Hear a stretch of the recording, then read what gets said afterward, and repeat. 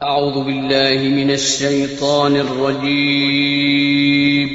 پناہ مانگتا ہوں میں اللہ کی شیطان مردود سے۔ بسم اللہ الرحمن الرحیم۔ شروع اللہ کا نام لے کر جو بڑا مہربان نہایت رحم والا ہے۔ اعوذ باللہ من الشیطان الرجیم، بسم اللہ الرحمن الرحیم۔ الف لام را تلك آیات الكتاب المبین انا انزلناه قرآنا عربیا لعلکم تعقلون نحن نقص عليك أحسن القصص بما أوحينا إليك هذا القرآن وإن كنت من قبله لمن الغافلين إذ قال يوسف لأبيه يا أبت إني رأيت 11 كوكبا والشمس والقمر رأيتهم لي ساجدين الف لام را تلك آیات الکتاب المبین، یہ آیتیں ہیں ایسی کتاب کی المبین جو واضح بیان کرنے والی ہے۔ انا انزلناہ قرآنا، بے شک ہم نے نازل کیا ہے اس کتاب کو قرآن کی شکل میں، عربیًا جو قرآن عربی زبان میں ہے، لعلکم تعقلون تاکہ تم سمجھو۔ نحن نقص علیک، ہم بیان کرتے ہیں آپ پر، احسن القصص بہترین واقعہ، بما اوحینا الیک بذریعہ اس کے جو ہم نے وحی کی آپ کی طرف، ھذا القرآن اس قرآن کی، وَإِن كُنْتَ اور یہ کہ آپ تھے، من قبل ہی اس سے پہلے، لمن الغافلین البتہ بے خبروں میں سے۔ اذ قال یوسف، جس وقت کہا یوسف علیہ السلام نے، لأبیہ اپنے والد گرامی سے، یا ابت اے ابا جان، انی رأیت بے شک میں نے دیکھا، 11 کوکبا 11 ستارے، والشمس والقمر اور سورج اور چاند کو، رأیتہم لی میں دیکھتا ہوں انہیں اپنے لیے، ساجدین سجدہ کرتے ہوئے۔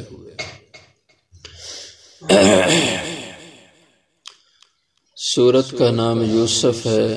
اور مکی سورت ہے، اور نزول کے اعتبار سے اس کا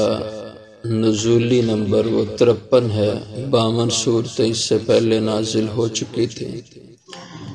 12 رکوع اور 111 آیات ہیں اس کی، اور یہی وہ واحد صورت ہے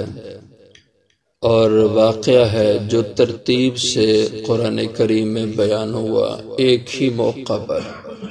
ورنہ جتنے بھی قرآن پاک میں انبیاء علیہ السلام کے تذکرے ہیں وہ الگ الگ طور پر ہیں، ایک جگہ ایک حصے کا بیان، دوسری جگہ دوسرے حصے کا بیان،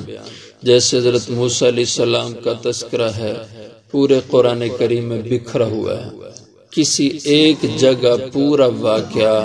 حضرت موسیٰ علیہ السلام کا نہیں بیان کیا گیا۔ تو یہ حضرت یوسف کا واحد واقعہ ہے جو ترتیب سے ایک ہی جگہ اللہ تعالیٰ نے بیان فرمایا ہے، اور اس کے نازل ہونے کی وجہ بعض حضرات نے لکھی ہے کہ ایک دفعہ مشرکین مکہ سے یہودیوں نے کہا، کبھی ان کا میل جول ہوتا تو یہودی نے مشرکین سے، اہل مکہ سے کہتے کہ تم عجیب لوگ ہو، اس آدمی کے لیے روک ٹوک بھی نہیں کر سکتے، ان سے بحث مباحثہ کر کے ان کو لاجواب کیوں نہیں کر دیتے؟ تو وہ کہتے ہم علم والے لوگ تو ہے نہیں، علم تو تمہارے پاس ہے، تو تم ہمیں کوئی علمی باتیں بتا دو تاکہ ہم وہ ان سے پوچھ کے ان کو لاجواب کر سکیں۔ تو اس طرح کی باتیں ان کی ہوتی رہتی۔ ان میں ایک بات انہوں نے یہ بھی کہی کہ آپ ان سے پوچھنا، سوال کرنا کہ اگر تم سچے نبی ہو تو یہ بتلا دو کہ بنی اسرائیل کا اصل وطن تو شام تھا، فلسطین کا علاقہ ان کا اصل تھا، تو یہ مصر میں کیسے چلے گئے تھے؟ چونکہ موسیٰ علیہ السلام مصر میں اور بڑی آبادی ہو گئی تھی مصر میں بنی اسرائیل کی، تو انہوں نے کہا یہودیوں نے اہل مکہ سے، مشرکوں سے، کہ تم یہ سوال کرنا۔ تو اس کے جواب میں اللہ تعالیٰ نے یہ سورہ مبارکہ نازل فرمائی کہ یہ بنی اسرائیل شام سے مصر میں اس طرح پہنچے تھے، اور اس میں حضرت یوسف کا سارا ذکر آیا۔ اور بڑا دلچسپ اور سبق آموز واقعہ ہے حضرت یوسف علیہ السلام کا۔ اسی لیے ایک مفسر قرآن حضرت خالد ابن معدان رحم اللہ فرماتے ہیں کہ اللہ تعالیٰ اہل جنت کو یہ قرآن عطا فرمائیں گے، اور اہل جنت جنت کے اندر مزے لے لے کر اور لطف لے لے کر کے سورہ یوسف کی تلاوت کیا کریں گے۔ تو یہ الف لام را یہ حروف مقطعات میں سے ہے، اور حروف مقطعات ان کے بارے میں اصول یہ ہے کہ اللہ عالم بمرادہ، کہ اس پر ایمان رکھنا کہ جو بھی اللہ کی ان سے مراد ہے میں اس کو مانتا ہوں۔ ہاں بعض حضرات نے ان کی مراد کو بیان بھی کیا ہے، جیسے ایک تفسیر یہ ہے کہ الف لام را یہ اللہ کا صفاتی نام ہے، اور مشہور نام تو اللہ جل شانہ کے 99 ہیں جو اکثر قرآن کریم میں دیگر جگہوں میں لکھے ہوتے ہیں، لیکن اس کے مفہوم یہ نہیں کہ صرف 99 اللہ کے نام ہے اور اللہ کے نام نہیں ہیں، بلکہ اہل علم نے اللہ جل شانہ کے نام کم و بیش 5000 نام اللہ تعالیٰ کے گنوائے ہیں، 5000 نام گنوائے ہیں اللہ تعالیٰ کے مختلف، تو ان میں سے ایک نام یہ بھی ہو سکتا ہے الف لام را۔ اور بعض نے اس کے ایک ایک حرف کو اشارہ تن اللہ کا نام قرار دیا ہے۔ الف سے اللہ جل شانہ کا نام الف اللہ مراد ہے،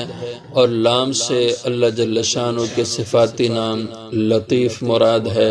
اور را سے اللہ کا صفاتی نام رحمان، رحیم، رؤوف ان کی طرف اشارہ ہے۔ بارہ جو بھی اللہ کی مراد ہے اس پہ ایمان رکھنا چاہیے۔ تلک آیات الکتاب المبین، یہ آیات ایسی کتاب کی ہیں المبین جس کے مضامین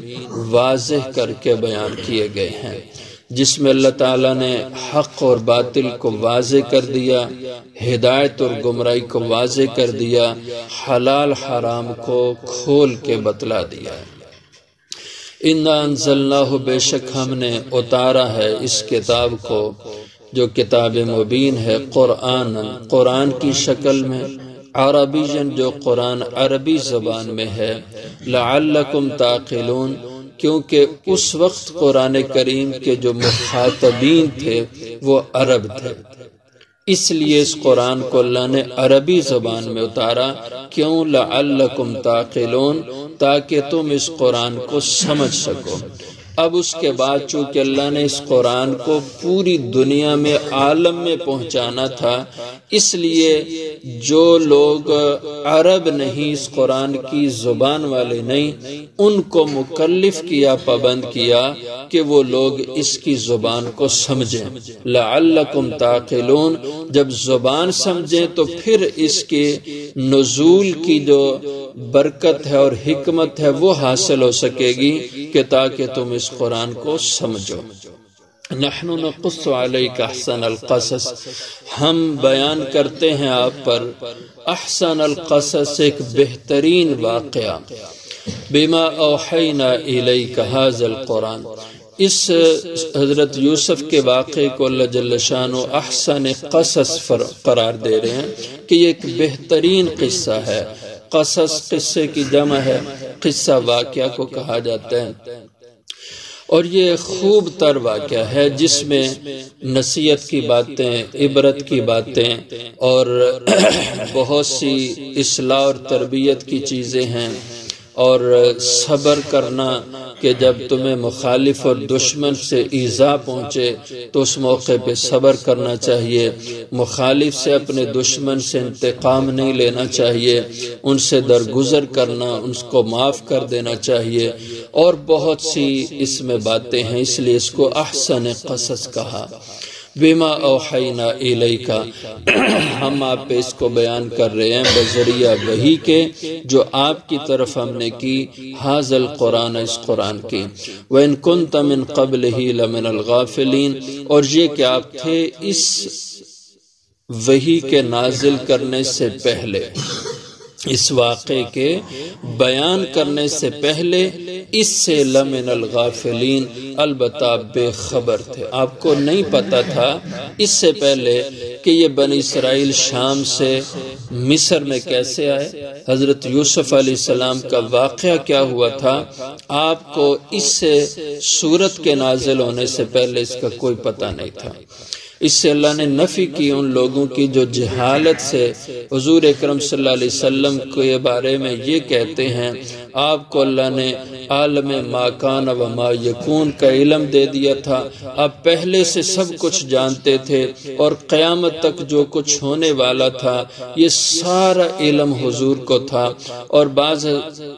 ایسے لوگوں نے کہا کہ حضور دنیا میں آنے سے پہلے اپنی ماں کے پیٹ میں ہی قرآن کے حافظ تھے۔